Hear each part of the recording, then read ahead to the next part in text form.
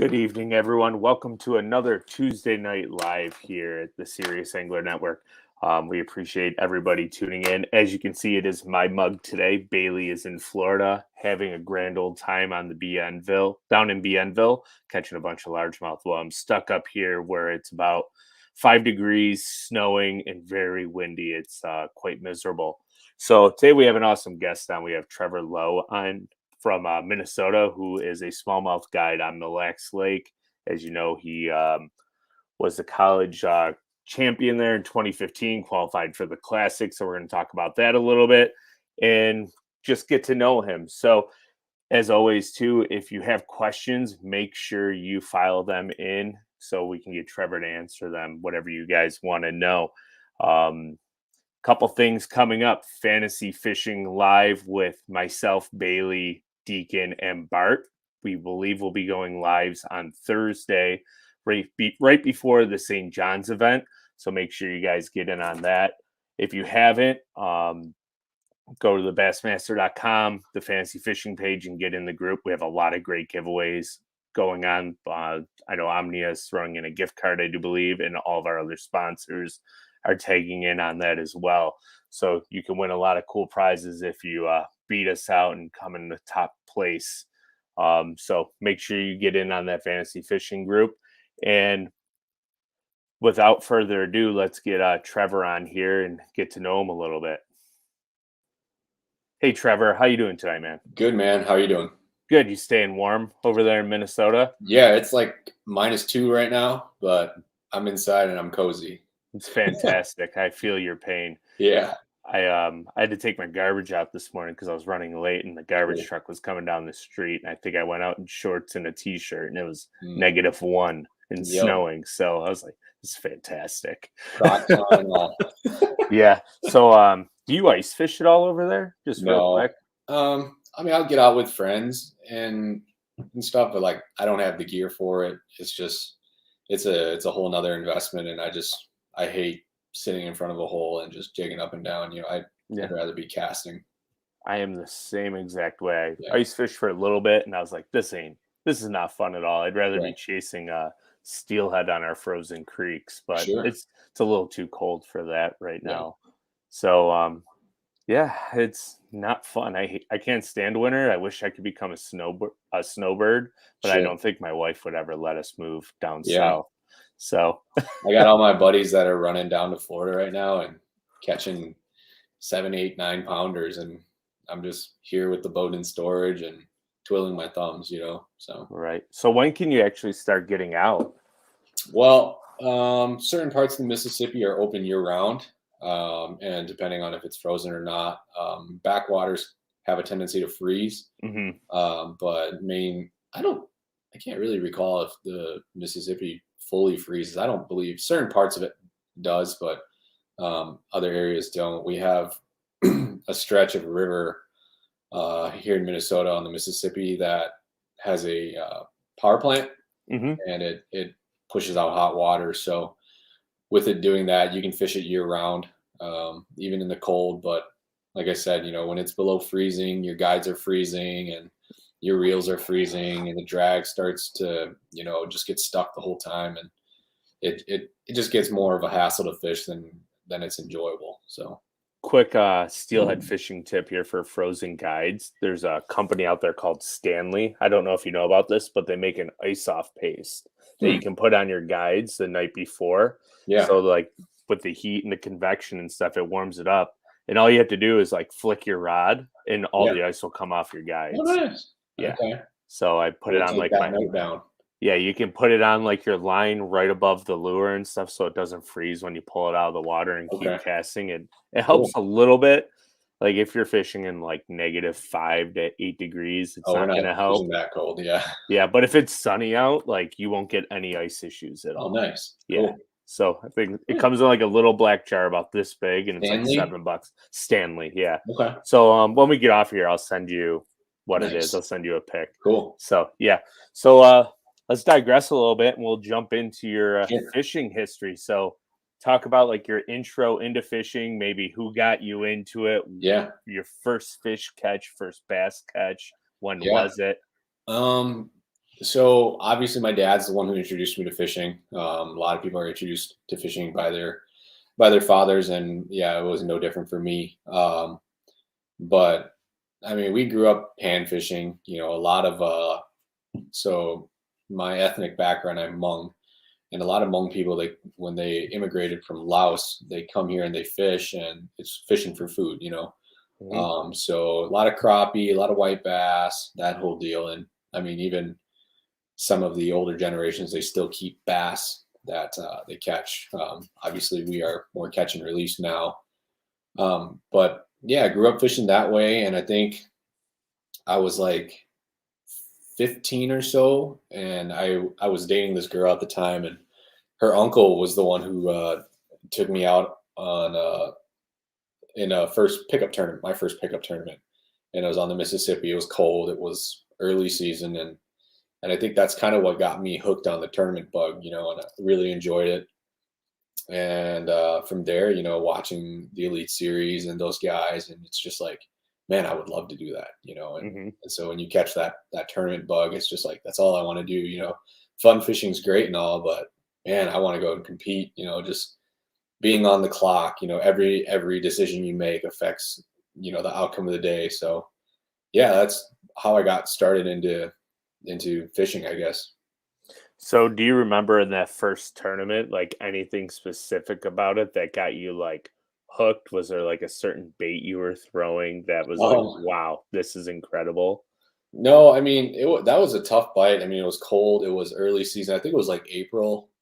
Here in Minnesota, that's cold. Hmm. Water temperatures are just in the 40s still. And river fishing, the Mississippi on its own is tough. And then if you're fishing in 40-degree water, you're trying to get into that backwater off the riprap and stuff like that, so that you can find some warmer water. Hmm. Those riprap tend to hold heat a little bit better, but it was a slow day. But I think the thing that really did it for me was that first weigh-in where, prior to that first tournament, you never have that uh, experience seeing a guy just dump a limit of fish, right in your face, and there's like 20 pounds of fish, and you're just like, holy cow. Like you And caught so, that today in the right, freezing cold? How right, the? yeah, and they're all big ones, and Yeah. so yeah, I think that's probably what it was. I mean, I remember, it was a tough bite. I think we might have had four fish, Hmm. for a five fish limit, and but no, it was like I said, it was my first tournament, and I was barely into fishing, and I don't even remember if I contributed to the bag. I might have caught one fish, but Probably like a yeah, crappie or a perch or something, yeah. right? So So now let's kind of walk forward. Let's walk through your tournament timeline from yeah. that day. What what was like the first besides that one? What was the biggest memorable tournament? I'm stumbling over my words here. What is the biggest part of tournament fishing from there to your college days that made you stick with it? Like, was there a memorable win? Like, was there a couple of tournaments where you're like, wow, I can actually do this and hang with these guys? Um, I don't think there was, aside from, I think even to this day, minus a few like small little pickups, I haven't won anything serious, Hmm. besides the college deal. And Which is I pretty serious, but yeah, uh, and I think my reason for getting into college fishing was because growing up I played soccer, hmm. and I remember always talking to my parents about, I want to get into fishing, and my dad would always be like, well, there really isn't anything. There's no like junior level fishing at the time. There wasn't, there was no high school level fishing. There was no traveling fishing soccer or fishing team, and so that was always my drive, just to be able to do it in I guess a extracurricular sense, and so just that opportunity to get into college is really what fueled me to compete in the college series. So yeah, I wouldn't say it was like any tournament that really stuck out, because like I said, at that time, I bought my first boat when I just graduated high school, and it was like a 16-foot 90 horsepower skeeter, fantastic. Yeah, which I mean, I got it for like $3,500, you know. Can't beat that at all. Yeah, and it was like dream come true for me. You know, I growing up, we always just fish out of a canoe, you know, and so whenever I got a chance to be on a boat, I mean, and then to own my own at 18 years old, you know, I felt like I was on top of the world. So And that all of was your like, buddies and family members at their point were like, "We gotta get rid of these canoes, and we gotta go with Trevor to yeah, go get some fish." exactly. Yeah. So I mean, you're like, at the time, like a 14-foot Lund, you know, with a little 20-horse Johnson on it was like, man, this is great, you yeah, know. So they're like, "I'm smoking you guys now right. with my bass boat." I remember my first boat. It was what was it? It was a Ranger 461 VS. I think it was like 1988, and I bought it off this guy. Same thing for like $3,000. It had a Yeah, 150 on it, so there you I go. went from like a piece of crap canoe, basically, like it was leaking, fishing with my uncle all the Sure. time. I don't even know how it was leaking, but it leaked. Like it Yeah. was wild. And I get in this bass boat, and the front deck wasn't even like a traditional front deck. It Hmm. was like moldy, rotten wood that he replaced the front deck on. I'm like, this thing's awesome. I'm like stepping through the rod lockers as I'm fighting fish. Yeah, that was an interesting boat, but caught a lot of fish in it, learned a Sure. lot of lessons, broke the motor a few times, like Yeah. just it was a perfect learning boat. And Yeah. I'm sure you could say the same thing about that Skeeter. You almost Yeah. didn't care if you put it through the ringer because you're like, ah, the next one I'll take better care of it. Man, I tell you that first boat that I had, like, it was such a learning curve because I was like, I didn't even know what pound thrust trolling motor I needed. Yeah. I didn't know what a 24-volt system was for the trolling motor. I didn't know that, you know, you have a separate cranking battery that runs your electronics and starts the motor compared to the trolling motor. Yeah. You know, like I didn't know that the strap to winch down the boat goes underneath the deal instead of just going directly to it, you know, just to keep it pinned to the trail. I mean, all sorts of stuff, you know, and I mean, the prop was aluminum. It wasn't even a stainless steel prop. And I remember I busted an ear off, you know, power Yeah. loading it. Learning how to power load was like the biggest challenge to me because you know, growing up, it's like you see people and they grab the rope and they start pulling it. They're getting in the water and they're just Yeah. pulling it up the trailer, you know. And I'm just like, I don't even know how to power load, you know. So Yeah, yeah, it's actually like an interesting learning curve that a lot of people don't think about. Like, hmm is learning how to power load just because you have to line the boat up specifically, like yep, very specific to get on that trailer. And if you have wind, forget about it. Or a right, bunch of what we call certified captains out there in the launch trips today where their yes, boat's sideways and they're pulling it out of hmm the water and they're yelling at each other. Like, um, by far the best boat ramp I've ever been to is the one in Buffalo. It's like 9, 10 lanes wide now, and sure, there's 5 in each one of them. They have ins and outs, and jet skiers will like cut people off and of dump their course, boats in on the inside, and everybody's yelling at each other. Never go there on a Saturday at 2 p.m. in the middle of summer. It's the sure, worst idea you'll ever make, and yeah. I'm sure you see that on Mille Lacs. You know, Mille Lacs is not terrible. It's terrible on Tonka. Mm-hmm. Minnetonka is just Saturday, Sunday, Friday evening, Saturday, Sunday. Just avoid that lake, you know, unless I mean, so we fish a tournament trail called Denny's and it's like the first or second Monday of every month. And we have to practice, you know, Thursday, Friday, Saturday, Sunday leading up to it. And I mean, the guys, we get out there at 5 a.m. and you're probably off the water by 10:30 just because the boat traffic Brutal. is just unreal. And there's no courtesy, there's no etiquette whatsoever from the recreational boaters. No, not one of the ones that I always think back on. I don't know if you've watched like the Cayuga Lake Greg Hackney, and he's like, I know he's not fixing to run between me and the shoreline where he's fishing. Yeah, He yeah, just like looks back and looks at the camera and like catches a giant right afterwards. It's yeah, like, but yeah, that's northern boat life, I guess. yeah, And no offense to like pleasure boaters, a lot of them just don't know yeah. It's what's going on. ignorance. So yeah, like, Yeah, and some of it's ignorance and some of it's just plain they don't understand like the rules of the sure. waterways. So Yeah, and Yeah, you can yell at them, but the worst part about it is if you yell at them, they're probably drunk and they're going to yell at you twice as bad back. So Yep. I just laugh and deal Right. with it as you can. There's So nothing you can do about it.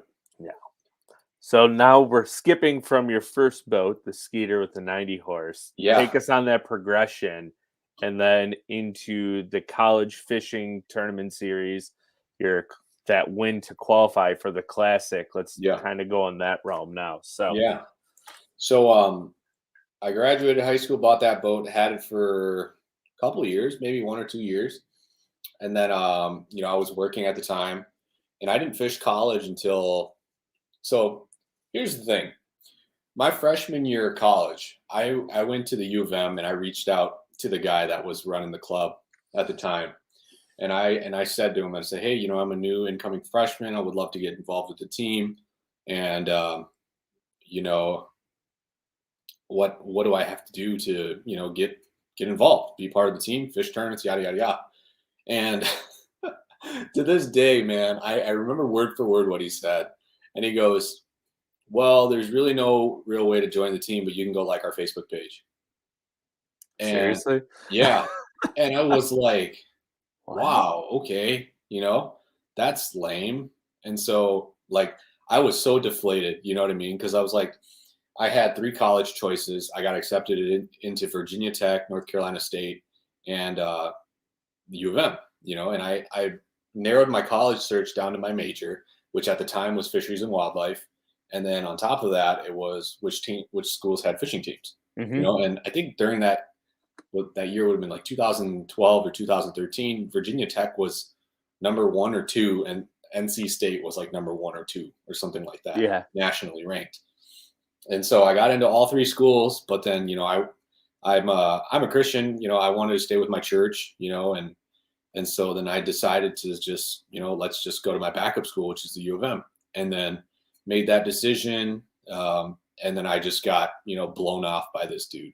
And I was so like deflated, and I was like, man, I don't even know if I want to fish college, And I was like, if this is how it is, and that's lame, And so what ended up happening is I went to the U of M for a year, then I transferred out to a small community college, and then I went to a small community college for a year. I bought another boat. I was working and saving money, and I bought another boat, and I finally got a 20-footer. It was a 2008 Skeeter ZX 225 with a 225 Yamaha HPDI,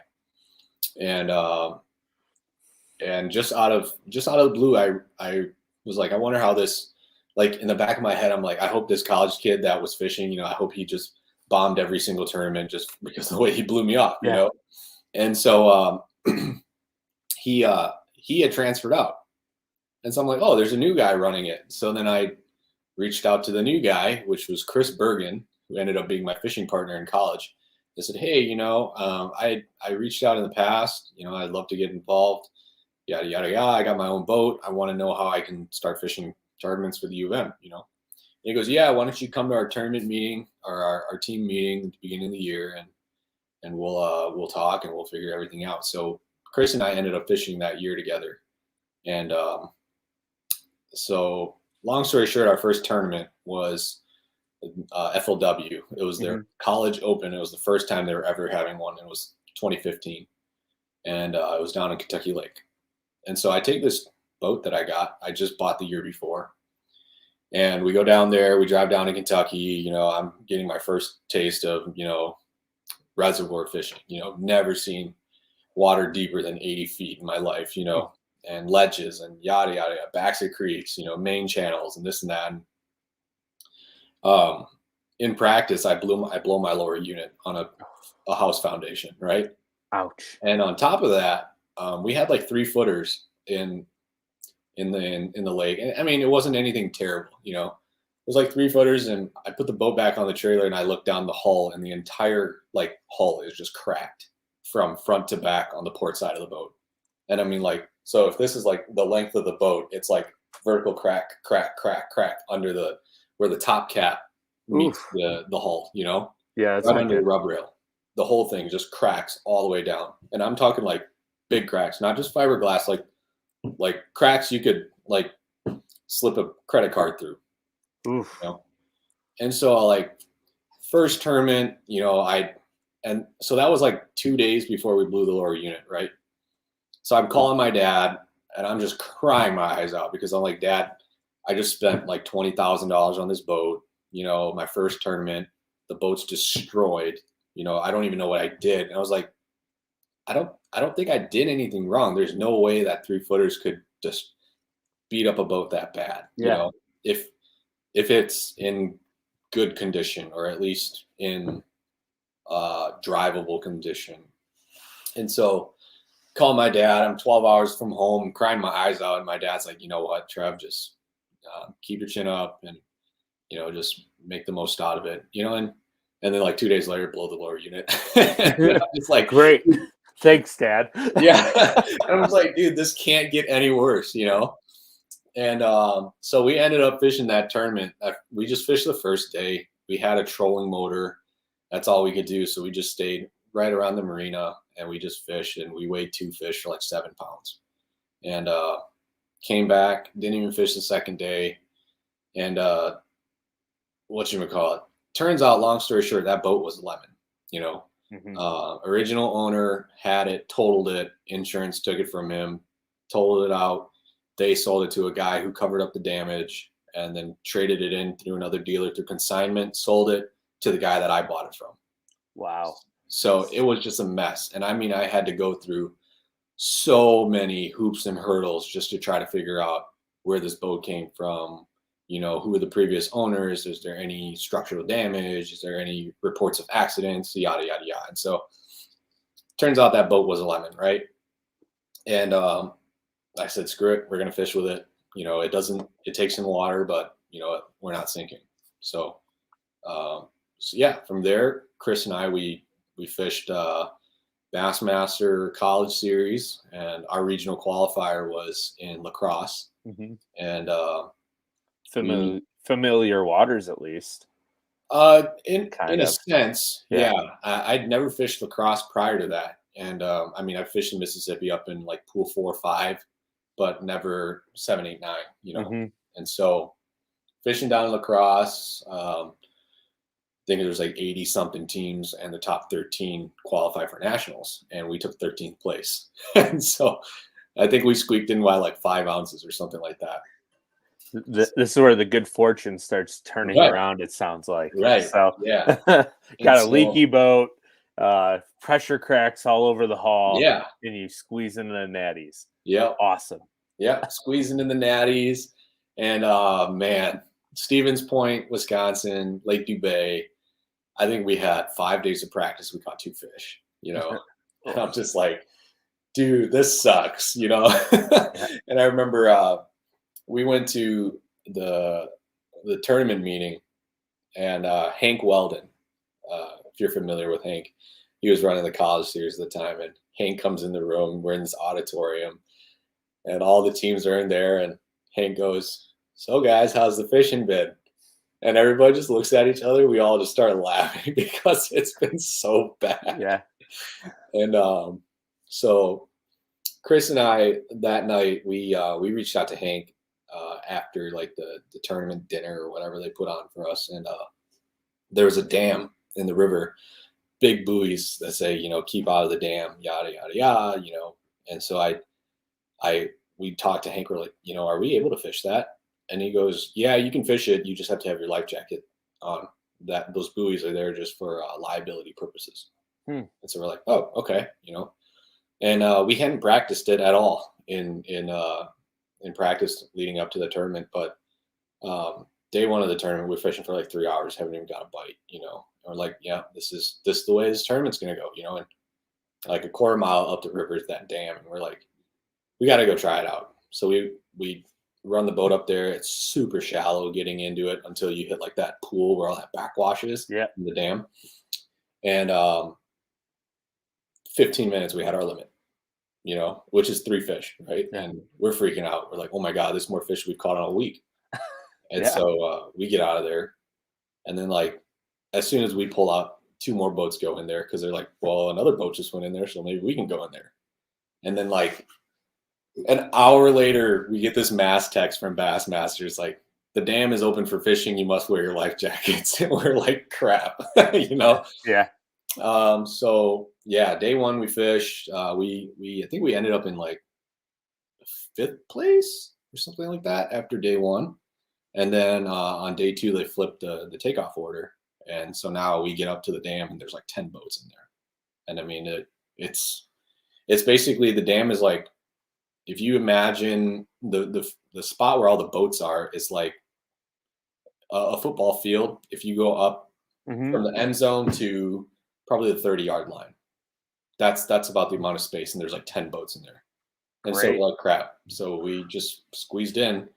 Everybody was lined up from right to left. So we just went all the way to the left. You know, we took the last spot, I guess. And everybody's burning crankbaits, square bills, jerk baits, yada, yada, yada. And so I was like, man, we should finesse these fish. And so Chris pulled out a shaky head and I pulled out a drop shot and we caught 3 fish in like 10 minutes and we got out of there. And then ended up in, I think, 4th place after the second day, and they cut it down to the top 5. And then we fished that dam by ourselves the whole day, and we only caught 2 fish on the 3rd day. And we ended up in 2nd place for the nationals. And then from there was a bracket tournament, you know, and win going to the next day. So I fished, won the 1st day, won the 2nd day, and 3rd day won the whole thing. All up at the dam. So they moved us moved us 1 pool south. Gotcha. For the bracket tournament, which was much better fishing. But that's good. Yeah. So now let's so you win the bracket challenge, right? Yeah. And you're like, wow, I just qualified for the classic. Mm-hmm. What was the emotions like? And then kind of talk about your classic experience as almost like, from what I'm understanding, it was kind of like an outsider that got in. Yeah. Through some grace of good luck and some Absolutely. hard work. Yeah. You know, that's I couldn't have put it any better than you just did. When I qualified, it's funny. My now wife, I was just beginning to talk to her when I was fishing that college tournament, and she came to the weigh-ins.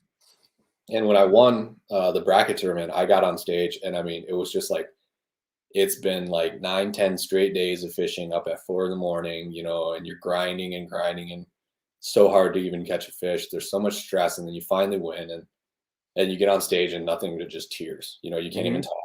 And my wife tells me to this day, like, when she was there, she's like, this dude's weird. Like, this isn't even that big of a deal. I don't know why this guy's crying. He only won $7,500, you know? Yeah. And to this, like, now she understands, you know? Yeah. But like, to an outsider, she's just like, it was weird. There's only like 30 people at the weigh-in because there's only 2 more competitors on the last day, you know? Yeah. And but it was it was incredible, man. I tell you, like you said, you know, it's just a stroke of good luck, and you know, I think everything just lined up correctly for that to happen. And like I said, I told people when I was on stage at the Classic was the 12th tournament I fished in my lifetime, which is unreal. Yeah. You know? To go from 11 tournaments, boom, Classic, you know? And I mean, some guys, they fish hundreds of tournaments and they've never made a Classic. You know? Talk about a torrent pace to get there. Yeah. Yeah. I mean, it literally 0 to 100. Yeah. Know? And yeah, I mean, I didn't catch a fish at the Classic, you know, which, you know, I get crap for it, but I don't care. You know, I mean, what was I to expect? You know, it's the 12th tournament I fished in my life. Up until then, I had never even fished outside of Minnesota and Wisconsin, you know, and so then I go, or I guess Kentucky Lake. Yeah. But then I go down to Grand Lake, you know, which is a great fishery. It really is. I spent time down there, but that winter, record flooding, you know, so by the time the Classic rolls around, you've got low 40 degree water, chocolate milk, and it's up like 8 feet, you know? And so it's just, when you're coming from Minnesota, and I'm sure you have it on Erie too, the water's so clear. Mm-hmm. Everything is clear. Everything. When you get into the mud, you struggle, you know? And as a kid who has never experienced even fishing anything remotely dirty, I was like lost, completely lost. Couldn't figure out how to piece anything together, and I mean, you do what they tell you in the textbooks, oh yeah, throw a Colorado blade spinner bait, go throw a chatterbait, go work a jig, a black and blue jig, go throw a wiggle wart, yada yada, shad wrap, everything, But unless you really know how to do it, it's just kind of like, this is what they say to do, so go try to do it. Or the very specific thing that Yeah. they're on that you've never experienced in your Yep. lifetime. It's Hmm. had to be such like a surreal feeling to like, and I'm not trying to sound like harsh or mean here, but it almost feels like if I was in your situation going into that and I haven't really fished anything outside New York, I'd be lost. Yeah. Like you're 100%. just like, this is a massive lake, it's flooded, it's chocolate milk. Yep. I'm doing all these techniques I've never even thought about fishing because I'm only in my 12th tournament. Like, Yeah. what the heck? I'm just at that Exactly. point, I would be just like you. I am happy to be here. This is the coolest thing in the world. For sure. Thank Yeah. you, I mean, God. Right? yeah. I mean, you do what you can, and that's all you can do. Yep. I mean, you go into the tournament, and you've got like 12 rods. These guys have like 40 rods in their boats. 40 And different another setups. 100 in the truck. Yeah, and then another 100 in the truck, and you're here, broke college kid, not even getting rods from a company or nothing like that, no crazy sponsorship deals, and it's just I'm still paying for my rods. I'm a broke college kid, and so I can afford 12 rods. I've got 12 setups. That's all I got, Yeah.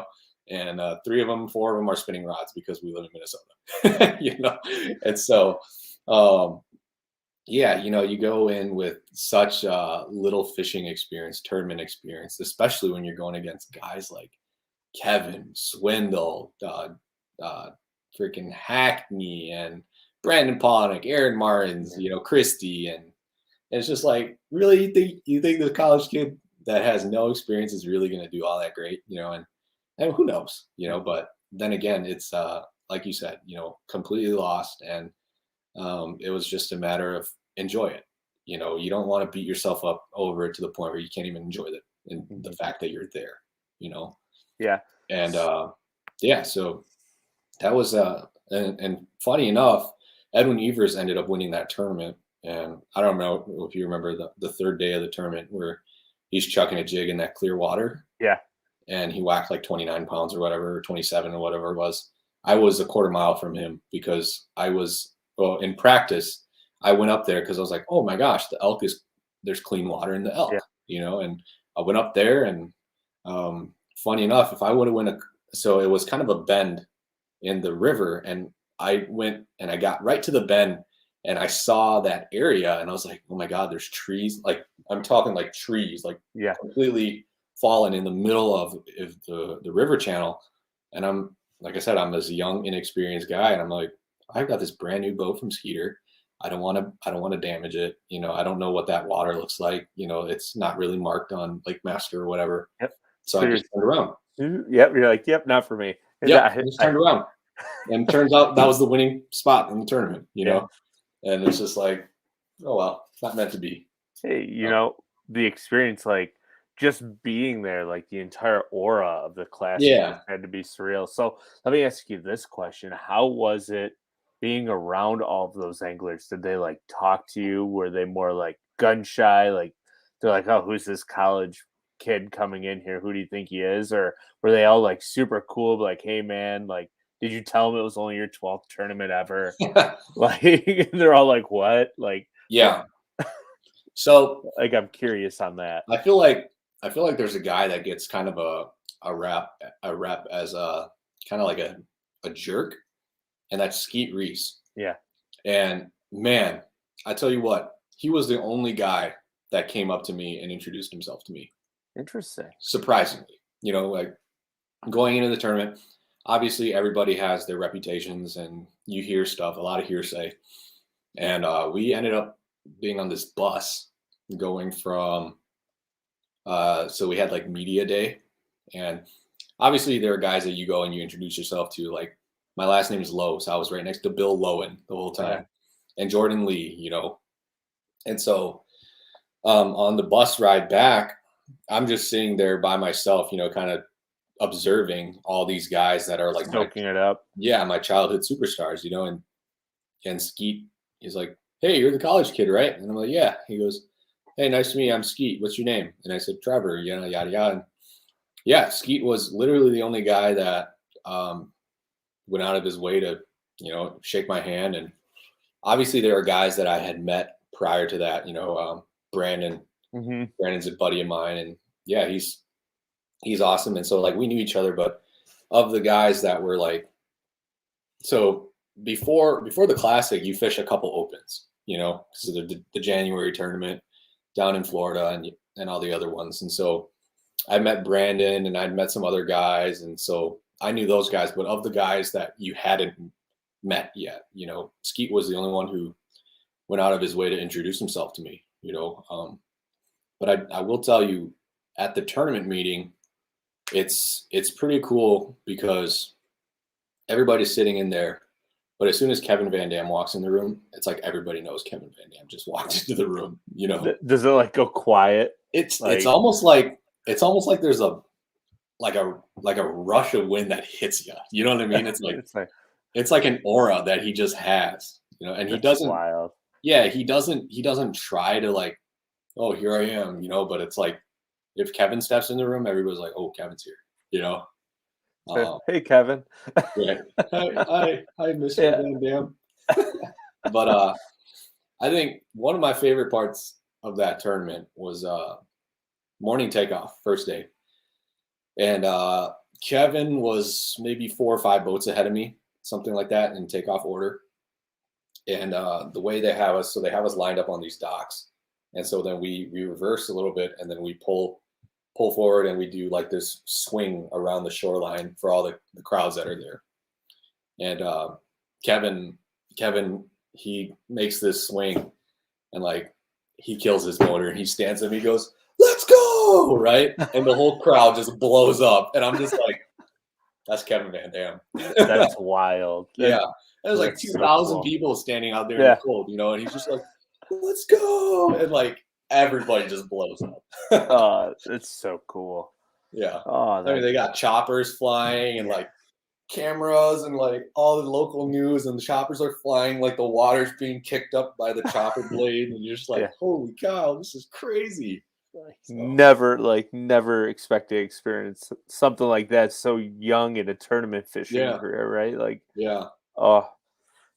it's like every bass fisherman's dream. I think it might be every bass fisherman's dream to fish the classic, and just to be there in that situation is just absolutely incredible. It's a really cool story. Mm-hmm.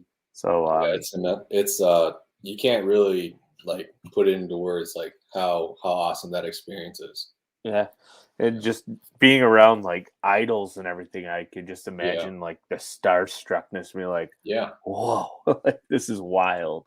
And you're with them almost like 24/7 for the 4 or 5 days leading up to the tournament, because there's so much that goes into it behind the scenes, all the media stuff.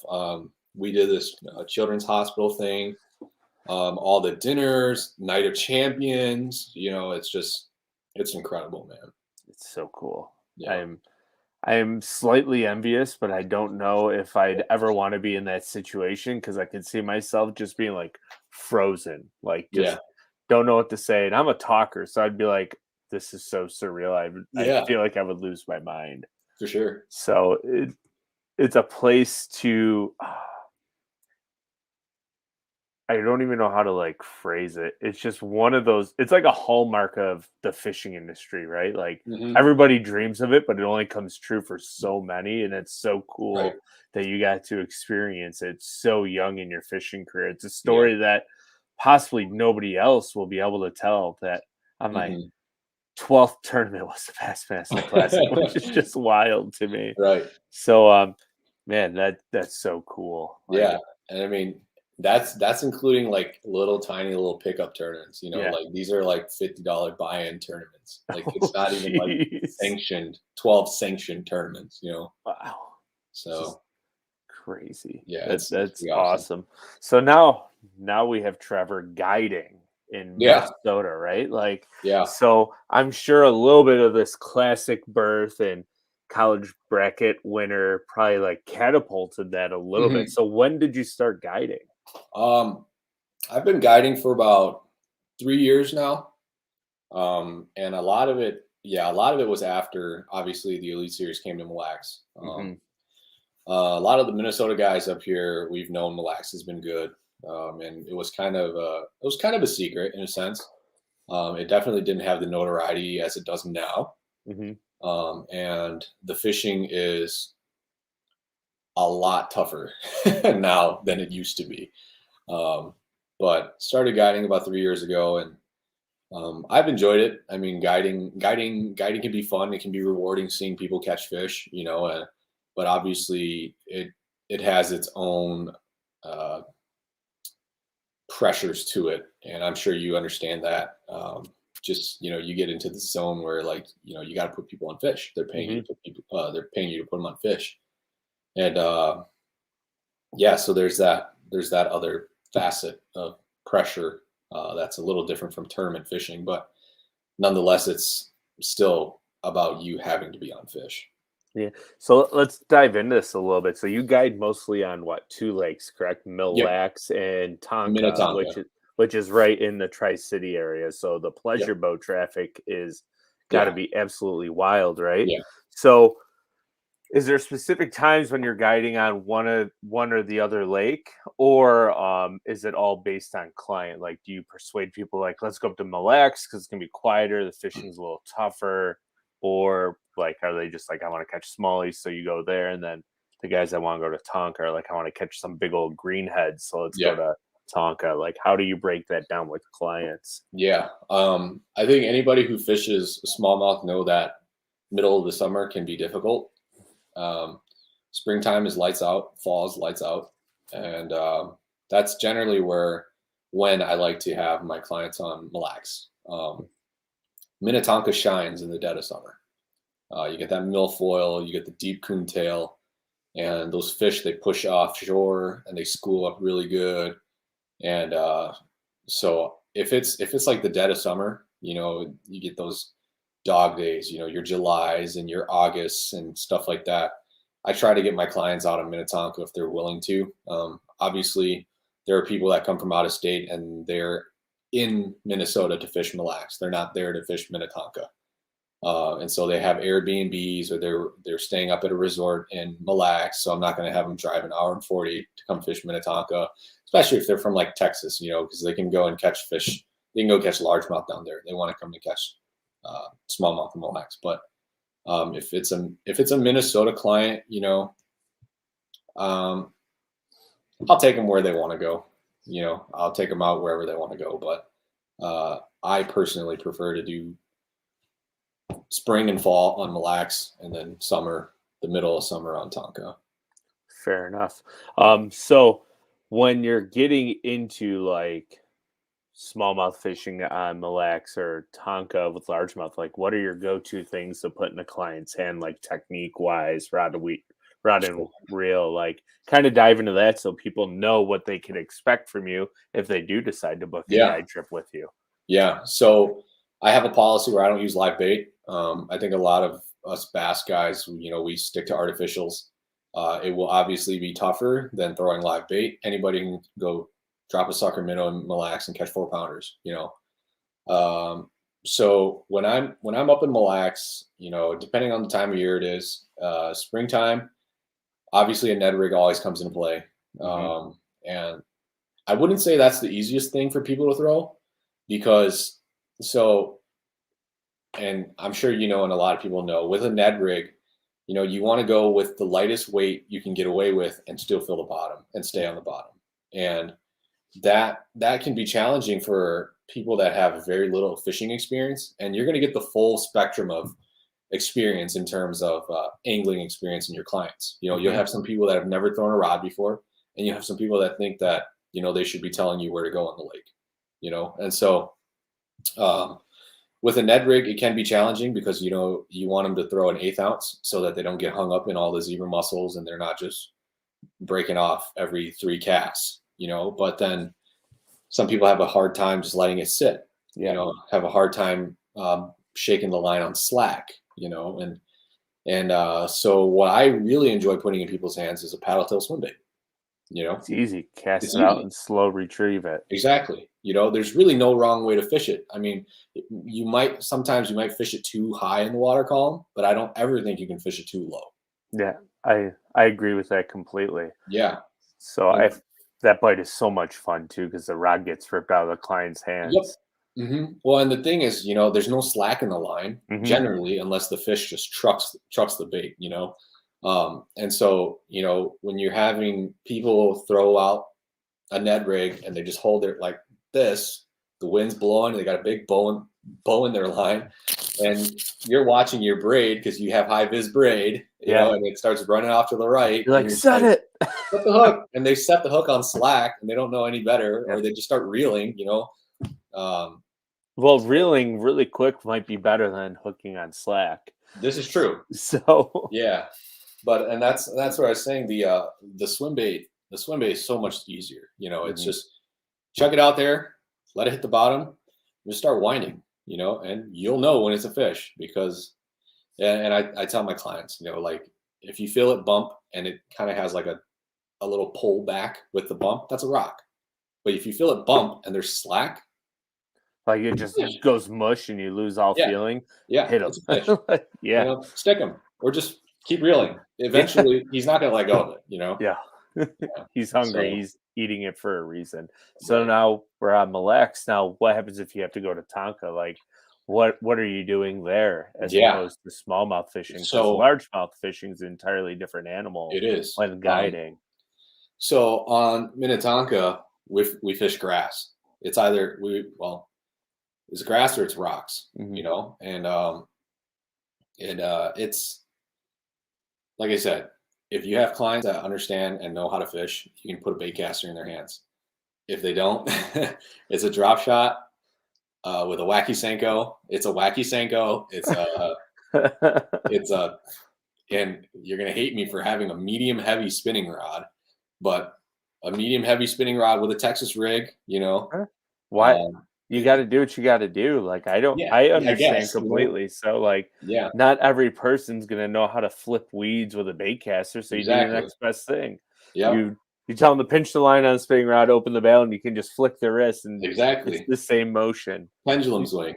Yeah, exactly. Yeah, so, and 30-pound braid on it on a spinning rod. You know, and so, but if they're able to throw and a jig worm, if you're familiar with a jig worm. Yeah. It's like a Minnesota tried and true, which is it's essentially a big Ned rig is all it is. And then if they're good with a bait caster, we're flipping a jig. You know, let's have some fun. Yeah, let's pull out the big sticks and crack them a little bit. So I like throwing a swim bait. I throw a big swim bait too. Slow roll it. So it's kind of the fishing is so good on Tonka. Like the boating traffic is ridiculous, but the fishing is really good. There's the population of fish is very healthy. You're not going to go out there and whack 20 pounds every single day, but you're definitely going to go catch 20 to 30, 2.5 to 3 pounders.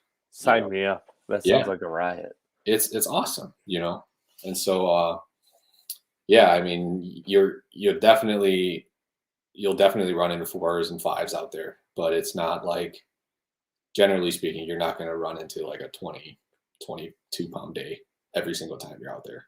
Now on Tonka, do you find those 4 and 5 pounders tend to be grouped up, or do you get all mixed fish classes all together? And then all of a sudden it's like a random 5er and you're like, where'd you come from? Yep. Yeah. 100%. The thing that I've learned about Tonka just from fishing the Denny's trail there, your big bites generally come in the morning before all that boating traffic gets out there.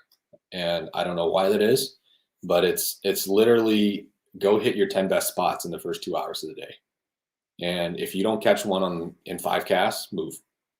And so you'll see, like, if you fish a tournament out there, the guys that know what they're doing, they're always moving. Burning water. Yep. The first 2-3 hours of the day, they literally, you just saw them get off pad, and then now they're back on pad, like moving. And it's literally, you know your spot, you know the cast, you go make 3, 4, 5 casts. And if he's there, he's going to eat it. If he's not there, jet. And you probably cycle it like 5 times through the day too. Make your 5. Man, you'd burn a lot of gas. I don't know anything about Tonka, but it can't be that big of a lake. No, it's so it's essentially like a bunch of tiny not tiny, but a bunch of lakes. Just when I say lakes, everybody everywhere except Minnesota, they size their lake based on acreage, and like I have no concept of that in my head. But it's a bunch of lakes that are connected by channels, man-made channels. So it just looks like this massive chain of lakes. But they consider it one lake, basically.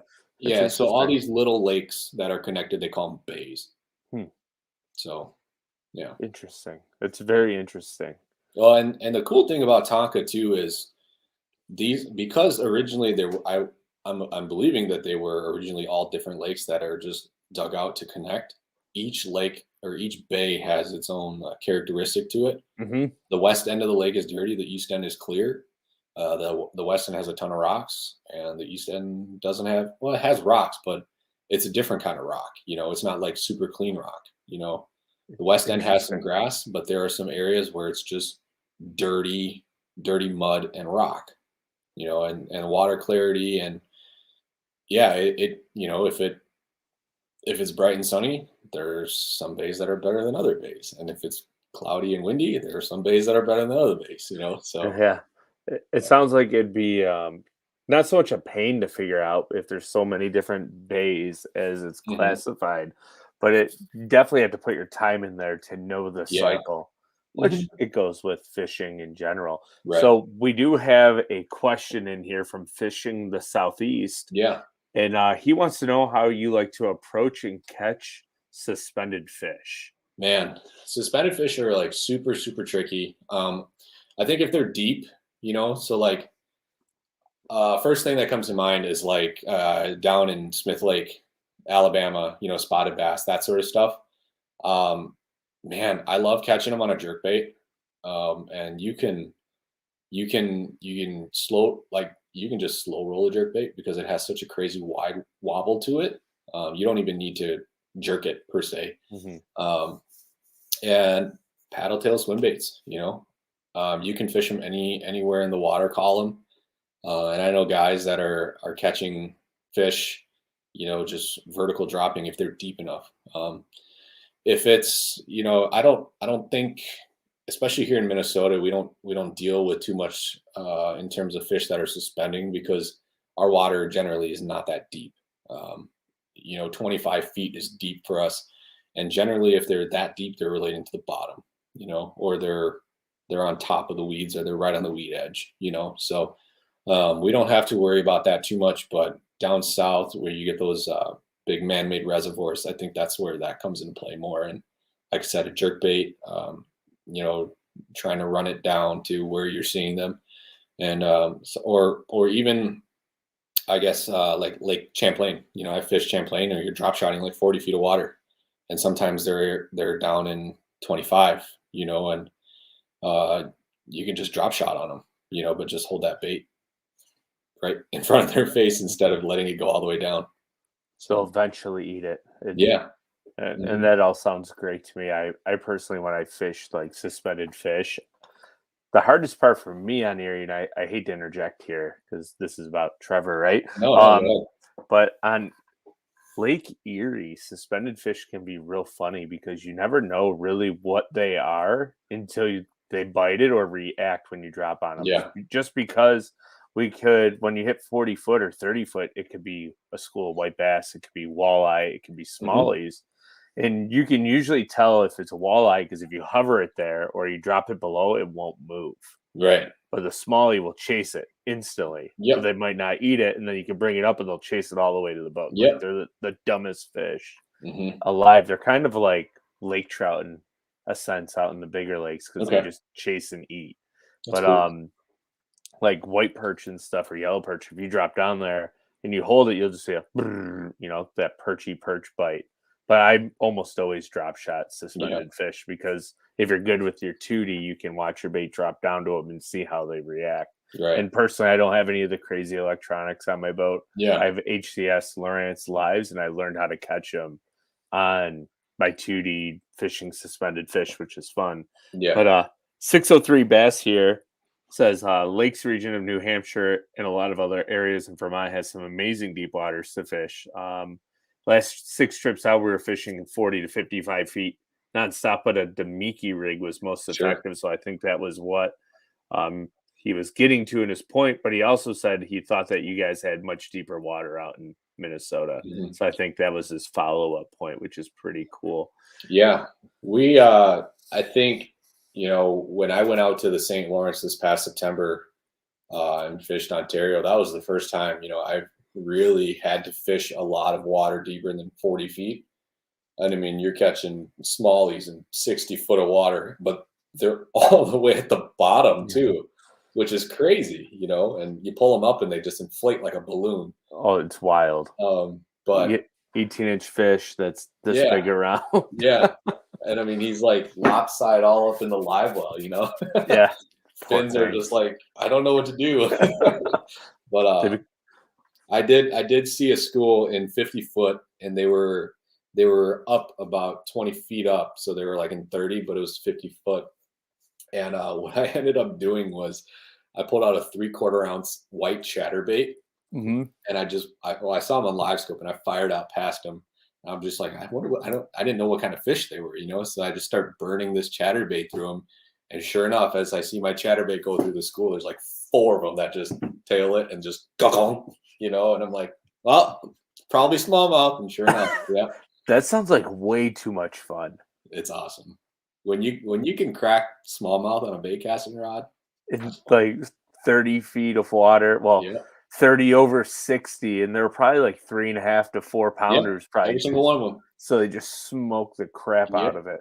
Yep, it's awesome. So 603 Bass says the deepest he caught one was on the edge of a drop at 65 foot. It's insane. I've only fished up there a couple times, but I think the deepest I got was right around there. But we actually caught it when I hooked the fish. We were in 70 foot of water, and they were tight to the bottom, and I had no idea that's how deep we were. And it was the same deal on the edge, but I was on the boat. I was on the side of the boat the way my buddy was drifting, where I was in like 70 foot. So I'm sure it was that deep, but absolutely wild. Like hook them and throw them back instantly, because you don't want to fizz those once they die instantly. Poor things. So we'll kind of finish it up here shortly, but the last question I got for you is, what are your 2022 plans and into the future? Yeah. So this year I'm not fishing the opens. I just, for my family, it's just to reprioritize and just take a step back. The opens will always be there, and I've no doubt that I will continue to fish them in the future.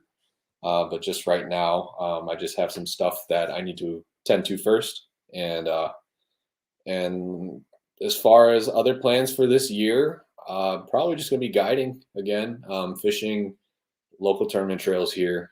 We have the Denny's on Tonka, which is one of the top trails here in Minnesota, and those guys are all hammers. So it's tough. Those guys, Tonka is probably one of the most challenging lakes to fish in Minnesota in terms of consistently getting big bags. And so it keeps me on my toes, and, you can fish any side of the lake, and it's, you're fishing all kinds of different water. So we'll just basically be focusing on that this year, along with guiding, and that's the plan.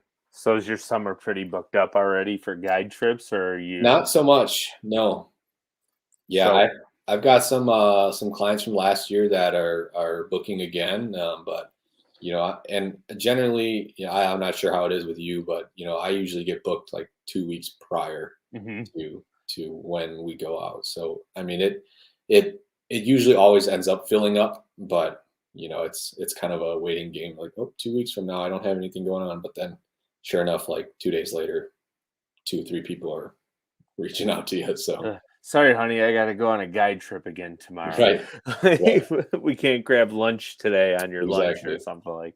Yeah. Yeah, yeah, it's kind of weird. Like a lot of my clients from last year. Last year was my first year guiding on Lake Erie, Okay. and almost all of my clients I had last year, thankfully, have rebooked for me Hmm. this year. So I have like the prime dates pretty much already filled, like my Yeah. favorite times to fish. Yep. Besides the fall, because I won't start booking those until like July probably, Right. just to keep it open. But yeah, it's kind of a surreal feeling getting to go out and fish every day as a guide Right. because some days you're fishing. Like, do you experience this? Some clients like want you to fish with them, and then Hundred some are like, percent. no, don't fish at all. Yeah. Yeah. Most So most of my clients, they're like, "Oh yeah, go ahead and fish with us." But I've had too many times where I'm like, "All right, I'll make a cast," and bam, it's a 5.5. And yeah, you're just like, "I crap. wish you guys would have caught that." But yeah, but it's crazy. Like just for them to see that fish, like Sure. they get so excited. Yeah. And but deep down inside, from our standpoint, we're like, "Oh man, we suck. Like, why would we Yeah. ever do that to our poor Right. client?" But we almost have to look at it from like a beginning client standpoint, right? They're just thrilled to see fish, Yeah. so 100%. that they're there for the experience, not even so much to catch fish, but the overall experience. Yeah. So and then we get like diehard clients who are like, "No, let's go out and just mash on as many heads as we Yeah. can," and you're like, "This is gonna be a fun day." Yeah. I love those clients, and Yeah. it allows you to experiment. I don't know if you do this as well, but like I'll like if I get bid on something, I give that rod to somebody else and so I'm like, you take this and I'm Yep. gonna try and just keep experimenting until we can Yeah. get like 3 or 4 different patterns going. Right. Well, So and also it helps because it's kind of like pre-fishing for your next clients a couple days yeah, later too. yeah, absolutely. So you're always in tune of what's going Yeah. on. Like Yeah. I had a lot of waypoints on Erie going into last year, and I think I like quadrupled my waypoints on my Sure. graph, which I'm just like, this is, I don't even know how I'm gonna break it down come spring because Hmm. I put my boat away little before Thanksgiving. I like shut it down for the year, so I Yeah. don't even know what my graph looks like because I didn't even go in and clean it up before I put the Yeah. boat away. So I'm Yeah. like, oh boy, this is gonna be a mess. Yeah. All of my Helix units are like erroring out saying I don't have enough space to put any more waypoints. I got to transfer them all over to cars and split them up by lake or regions Do or you clear your trails out after you get off the lake every time? uh I don't ever save them, so they just automatically delete after like I don't know. I'll get an alert that says like your trail will uh, record for another 30 minutes or something like that, and then it just You're like, disappears. great. So I don't know. I've got waypoints, and generally, and I saw you guys were talking yesterday on the other channel, and what you call it. What I so you guys were talking about waypoint management and just Hmm. kind of understanding what you guys do for waypoints and with 360 now. Well, I don't know if you have 360 on your boat, I but do not know. so with 360 now, or with the introduction of 360, if I'm side scanning and I see this big area that looks really good, rather than mark every single rock on there or whatever, or everything that looks good, I just put a waypoint like right in the center of the whole thing. That way, all I need to do is come and put my 360 down on there. And it's almost like I'm fishing new water again. So I don't get stuck trying to fish a spot on a spot. Do you know what I Hmm. mean? Because if you pull up to a waypoint and you're like, oh, I know there's 3 boulders, one here, one there, and one over here, and you mark all 3 boulders, then you get too stuck just focusing on those 3 boulders and you don't fish the other stuff around it, where I'd rather just put one dot, and as soon as I get there, I drop the 360. Like, oh, there's something that looks kind of good over there. We'll try that one, and then from Yeah. there, we'll try there. So just Yeah. little things. And I was talking about that last night. Like everybody's in this panoptics craze, and it's Hmm. awesome. It's awesome, awesome technology. But like the rudimentary style of my fishing, I would benefit more from 360 because I'm not so much, I'm a visual fisherman, but I'm not a visual fisherman. I Yeah, want to look at what the target I'm fishing is. yeah, I don't care so much about how the fish are reacting because in my opinion, smallmouth are going to eat yeah. regardless. You just got to get the right thing in front of them. Cycle 4 baits through there, they're probably going to eat one of them. So Usually. I'll comment on that, and I 100% agree with you. If you told me I could keep either 360 or live scope on my boat, I'm keeping 360. Yeah. The only thing I would say is when we fished up in Oneida this past year, I could see where the rock piles are, but I didn't know if there was fish on it or not.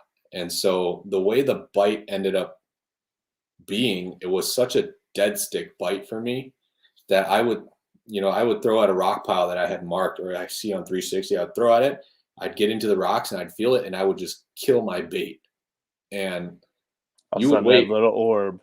yeah, you would wait for like 2 minutes, and then it would just go tick, and there he was.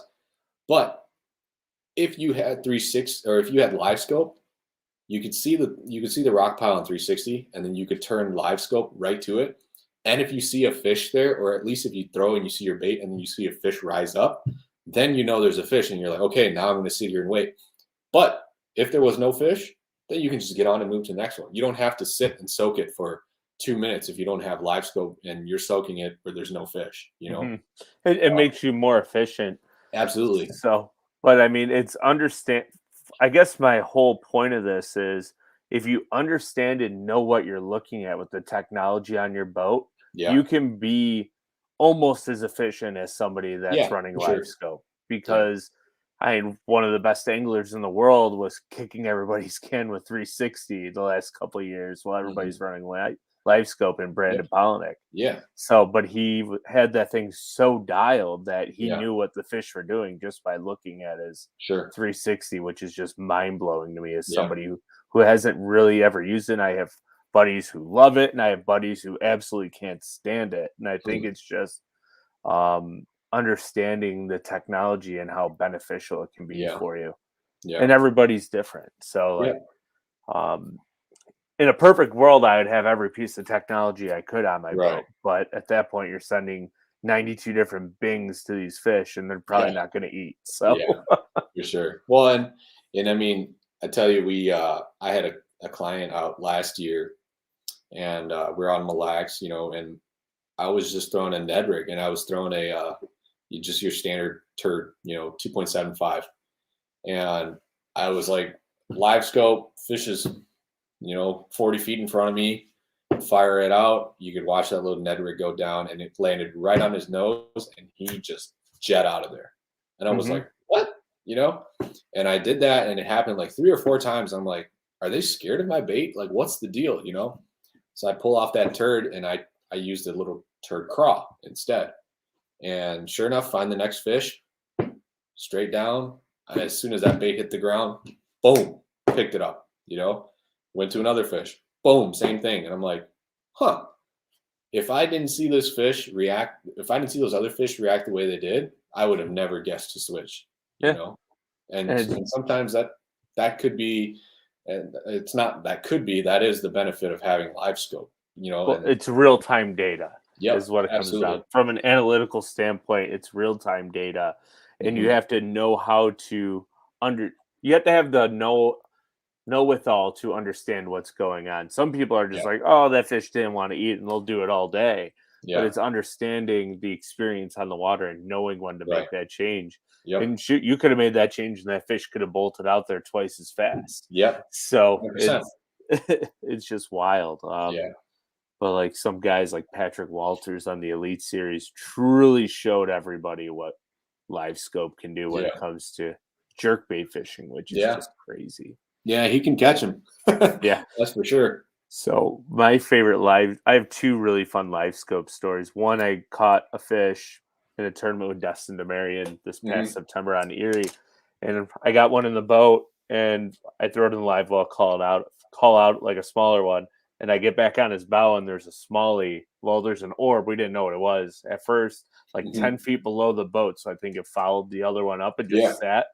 And he's like, well, I was like, is that a fish? He's like, I don't know. It looks like it because it's live scope. So I just open my bail and I drop it down on the fish. Well, the orb. And all of a sudden my drop shot goes by. So I see my flatworm in the drop shot go down. And that fish bolts it right to the bottom. And 58 foot of water, hits the bottom, close the bail, my rod zip bent. I'm like, that's just dumb. And it was almost a 5-pounder. Sure. Like, that's just wild. And then the other one was throwing an A-rig and Okay. throwing the A-rig out like 80 feet in front Mhm. of the boat and pulling it back because we can use 5 hook points in New York. Yeah. And all of a sudden you just see like a line of orbs come up off the bottom and like That's chase cool. the A-rig. Sure. So I wish you could have got it on film because you have this A-rig and you have like 33.5 to 5 pounders chasing this thing in, and then one of them will like jet out from the pack and eat it, and they would all That's awesome. scatter. And then next cast, the same thing. It's like this. You guys ever double up on A-rigs, doubles and Yeah. triples with smallies? Oh yeah, and it's just a mess. It's Yeah, an yeah. absolute mess Yeah. because each one of them wants to go a different way. Yep. So they'll jump, and if you get like a 4 and a 3 and a 5 pounder on, they all jump a different way, and the Sure. arms break, and it's an absolute mess. Yeah, so do they break those A-rig arms pretty easy? Yeah, it depends on which one you're throwing. Yeah. Like a Flash Mob Junior will break really easily. Sure. Out here in New York, there's a company called Brown Dog Tackle, which people will probably get mad at me for mentioning that, but Yeah. they make a really good A-rig. They're like $35 a piece, though, I Sure. think, or $28. You just raise prices because everything's going up. Yep. And then Hog Farmers makes a really good Yeah. one that's a little more durable as well. Yeah, I throw a Hog Farmer. Yeah, they're good. Yeah, we have a one hook rule here in Minnesota. So I mean, you've got 5 wires, but 4 are dummies, and then the middle one you just make it bigger or change the color on it. What a fun bite, though. Yeah. Oh yeah, it's like a train. Yeah. So hits it like a train. So, well, anything else you want to hit on here before I hit you with the last question, Trevor, and let you get out of here for the night?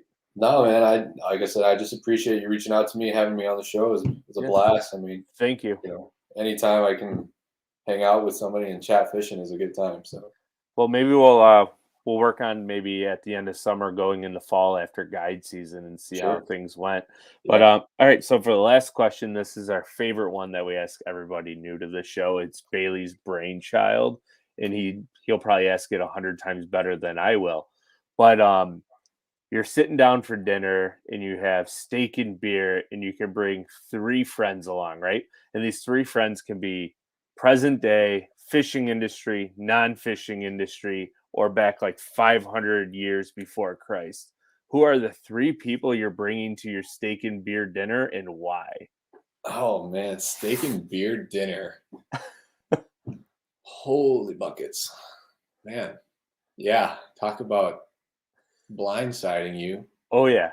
That's why we don't warn you, because 1, the reaction, and 2, everybody has like the craziest answers, and we just love it. So sure. First person that came to mind is Robert Downey Jr. Fantastic. Love me some RDJ.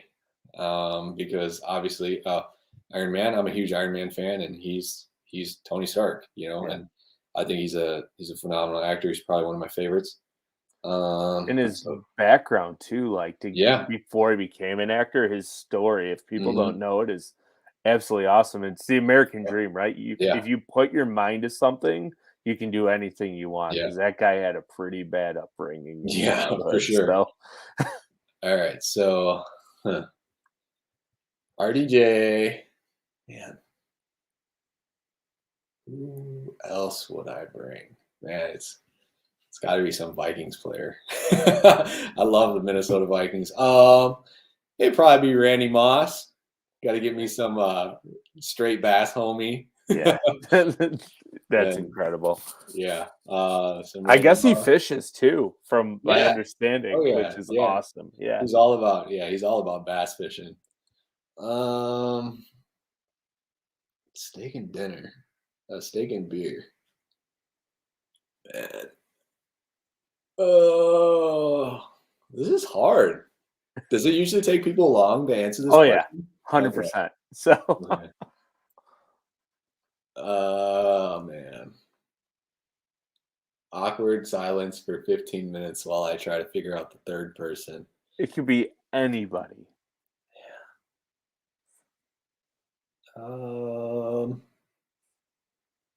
Let's see. So I got Randy Moss. It could be fishing industry. It could be anybody from like family lineage, like anyone. Yeah, I'm trying to think. I don't have anybody fancy in my family.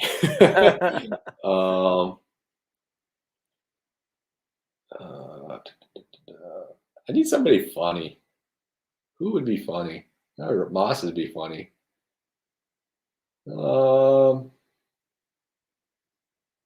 Man, I think fishing industry and the person that keeps coming to mind is Aaron Martins.